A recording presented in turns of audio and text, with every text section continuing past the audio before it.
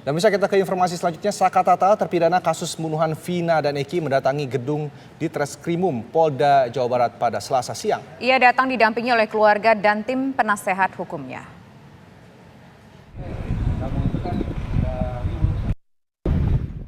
Terpidana kasus pembunuhan Vina dan Eki di Cirebon, Jawa Barat yang telah bebas, Saka Tatal penuhi panggilan Polda Jawa Barat sebagai saksi. Ia datang didampingi oleh keluarga dan tim penasehat hukumnya Farhad Abbas, Krisna Murti, dan Titin Prialianti. Dalam pengakuannya, Saka Tatal tidak mengenal Peggy Setiawan yang ditangkap oleh aparat kepolisian saat ini. Selain itu, foto Peggy Setiawan yang ditunjukkan penyidik pada 3 pekan lalu dan Peggy Setiawan yang ditangkap saat ini berbeda. Jadi Saka ini udah nggak ada urusannya dengan pembunuhan itu karena sudah dihukum 8 tahun. Nah, hari ini Bang Krisna mendampingi sama Bu Titin dan saya sesuai pemanggilan untuk tersangka Peggy. Artinya Polda Jawa Barat masih menganggap bahwa DPO itu adalah Peggy yang sekarang ini. Ya, Peggy yang sekarang ini. Tapi Saka sebelum ditangkap sempat didatangi polisi menunjukkan apakah Peggy yang ini. Nah, Saka kan tidak tahu Peggy itu. Tapi ketika ditangkap dia hanya mengatakan foto yang pernah dilihatkan ke Saka itu berbeda dengan yang ditangkap, gitu ya? Ya. Jadi dua-duanya yang berbeda, artinya bahwa dulu ditunjukin ini kenal gak ini gitu loh. Ya. Siapa ini Peggy? Nah, dengan yang ditangkap sekarang, ya kan apa yang pernah disodorkan dilihatkan fotonya berbeda. Berarti yang dulu sama yang sekarang nggak kenal ya? Yang dulu sama yang sekarang nggak kenal. Nggak kenal. Sebelumnya, Saka Tatal sempat tidak datang memenuhi panggilan pemeriksaan dalam kasus pembunuhan Vina dan Eki. Saka Tatal tidak datang lantaran mengaku tidak punya ongkos. Dari Bandung, Jawa Barat, Cepi Kurnia, TV One mengabarkan. Dan pemirsa, lantas mengapa Saka Tatal dimintai sebagai saksi kesaksiannya atas penangkapan Peggy? Dan bersama kami sudah ada kuasa hukum dari Saka Tatal, Mas Farhad Abbas. Selamat petang, Mas Farhad. Ini diperiksa apa saja keterangan yang sudah diberikan dari Saka Tatal?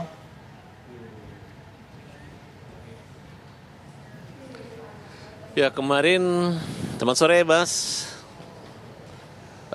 Kemarin kami di Bandung untuk mendampingi pemeriksaan sebagai saksi atas tersangka Peggy Setiawan ya.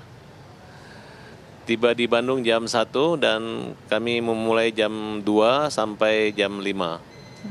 Kurang lebih hampir 3 jam dengan 16 pertanyaan seputar tentang kenal tidaknya dengan Peggy Setiawan tersebut gitu. Dalam sesi tanya jawab kami ya. Mas Farhad, itu dalam sesi tanya jawab apakah kami satu poin yang awalnya, ditanyakan? Sebelum kita melanjutkan ke Mas Farhad polisi Abbas. Membuka satu. Ya, Mas Farhad, nanti kami akan kembali kepada Anda. Kami akan mengajak Anda pemirsa terlebih dahulu untuk menuju ke rekan kami, yaitu ada Kurnia Akmal yang saat ini berada di Polda Jawa Barat. Amal, kabarnya saat ini ayah dari Vina sudah menjalani pemeriksaan sebagai saksi dan saat ini sudah keluar. Apa keterangan yang berhasil dihimpun dari sana?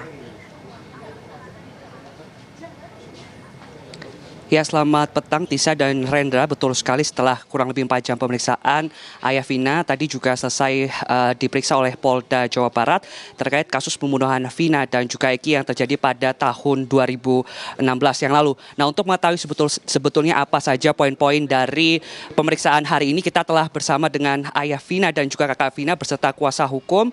Selamat petang semuanya. Selamat petang.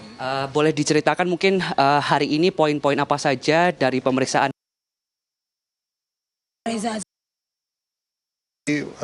Poin-poin intinya sih memang hanya sekitar kronologis ya, gitu. Jadi dari BAP di 2016 diulang kembali sekarang gitu, hanya mempertegas saja sebetulnya. Tidak ada poin-poin tambahan atau yang pertanyaan baru.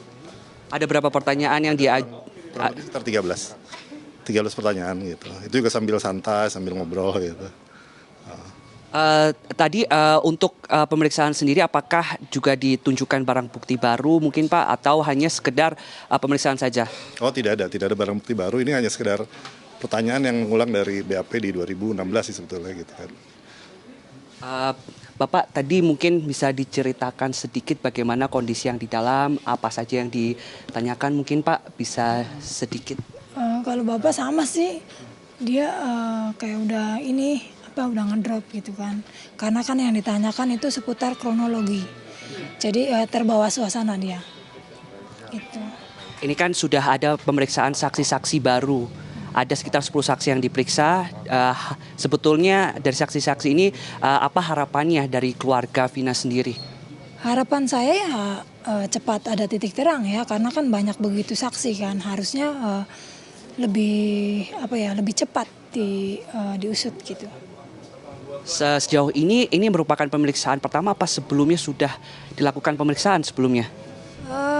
Ini semenjak pembukaan lagi baru ya. Di tahun 2016 pun sudah. Jadi kalau dihitung sama yang kemarin 2 kali ini. Apakah sebelumnya juga ada untuk rekonstruksi sendiri apakah sudah ada kabar dari pihak kepolisian? Belum ada. Kami dari keluarga belum menerima informasi rekonstruksi belum. Pak, mungkin Kak bisa dijelaskan juga sebelumnya kan ini kan sudah dapat atensi dari pihak kepolisian, Kompolnas, bahkan Presiden dari Joko Widodo. Sedikit saja harapan dari kasus ini apa? Harapan saya cepat tertangkap, pelaku cepat ditangkap, ya setimpal sesuai dengan mereka yang perbuat mereka lah gitu. Baik, terima kasih atas waktunya. Selamat melanjutkan perjalanan kembali ke Cirebon. Ya pemirsa, itu tadi percakapan saya langsung dengan keluarga dan juga Baik, terima kasih Kurniama, informasi langsung dari Polda Jawa Barat. Ya, kita lanjutkan kembali kepada Mas Farhad Abbas. Mas Farhad, apakah betul dalam pemeriksaan yang dilaksanakan kemarin ditanyai kembali perihal foto ini sama nggak dengan Peggy yang saat ini sudah ditangkap? Justru kami yang sebaliknya bertanya, Pak, ini kalau memang ada DPO foto yang mana? Mana foto? Polisi bilang nggak ada foto. Nah, kemudian Peggy mengaku 3 minggu lalu didatangin penyidik polisi RT/RW dengan polisi memperlihatkan 3 buah foto dan ternyata foto ini tidak ada sama kemiripan dengan Peggy yang ditangkap saat ini gitu. Nah, jadi sebenarnya kami sempat berdiskusi menyarankan pada penyidik, waktu itu namanya Pak Roni Sembiring. Saya mengatakan, Pak, ini kan majelis kan agak keliru dalam pembuktian perkara ini. Kira-kira kenapa nggak bisa Bapak sebagai polisi untuk lebih serius untuk memulai lagi penyidikan ini. Contoh, waktu itu kan ada ketua RT. Ketua RT kan jelas-jelas anaknya ditangkap juga gitu. Tapi belakangan karena anaknya dikeluarin, justru ketua RT berbalik, bahkan menuduh pengacara daripada 5 terdakwa itu minta agar diringankan, diberi keterangan yang tidak benar. Jadi menurut saya justru harusnya kemungkinan juga ketua RT itu bisa kita laporkan sebagai perintangan penyidikan, kira-kira seperti itu.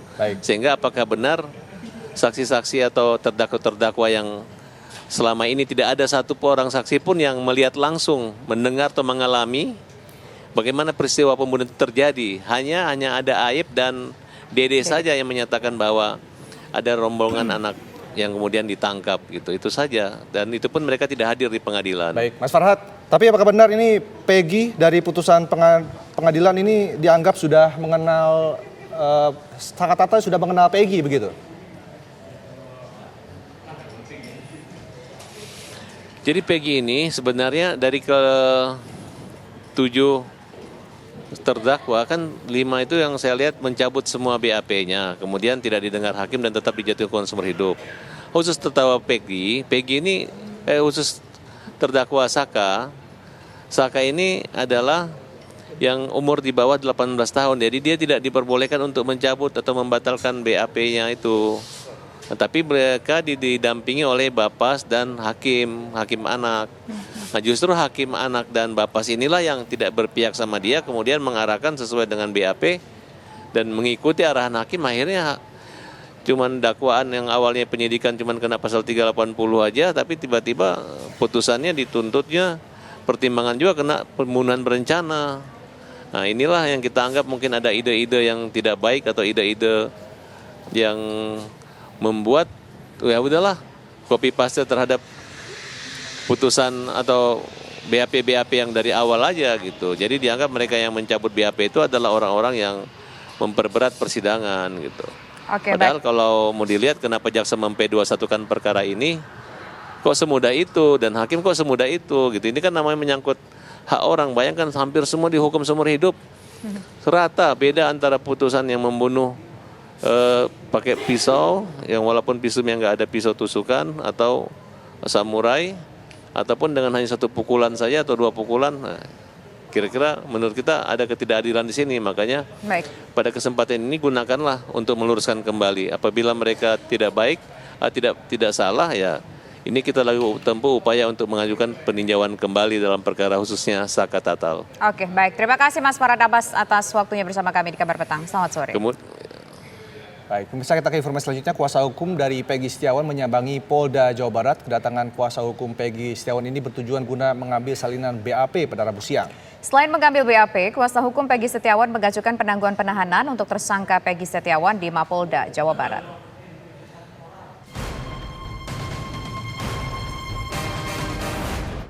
Tiga kuasa hukum Peggy Setiawan akan mengajukan penangguhan penahanan bagi Peggy Setiawan alias Peron, tersangka pembunuhan Vina dan Eki di Cirebon, Jawa Barat. Ke-63 kuasa hukum Peggy Setiawan ini berasal dari 3 kota, yakni Cirebon, Bandung, dan Jakarta. Kedatangan tim kuasa hukum ke Polda Jawa Barat pada Rabu siang adalah untuk meminta salinan BAP sebagai dasar hukum untuk meminta perlindungan hukum kepada sejumlah instansi, yakni Polri, Kompolnas, DPR RI, Menko Polhukam, dan Kejaksaan Agung. Mereka berpendapat pengajuan penangguhan ini dinilai adalah hak tersangka Peggy. Adapun barang bukti atas penetapan tersangka Peggy pun dipertanyakan. Mau mengajukan penangguhan penahanan pada Peggy Setiawan. Yang kedua, mau meminta BAP. Sementara tim kuasa hukum Peggy Setiawan juga akan melakukan pra-peradilan dengan membawa 5 orang saksi dari Cirebon, sejumlah saksi yang menguatkan keberadaan Peggy di Bandung saat kejadian. Saksi tersebut merupakan ayah Peggy hingga pemilik rumah yang tengah dikerjakan oleh Peggy dan saksi. Untuk pra-peradilan makanya ini sudah banyak yang menanyakan ya. Langkah hukum pra-peradilan pasti kami lakukan ya untuk memberi kepastian hukum apakah benar proses penangkapan Peggy tersebut sudah sesuai aturan hak hukum atau belum. Pihak kuasa hukum Peggy Setiawan mengaku juga tidak mau gegabah ataupun buru-buru dalam menyiapkan pra-peradilan. Dari Bandung dan Cirebon, Jawa Barat, tim TV One mengabarkan.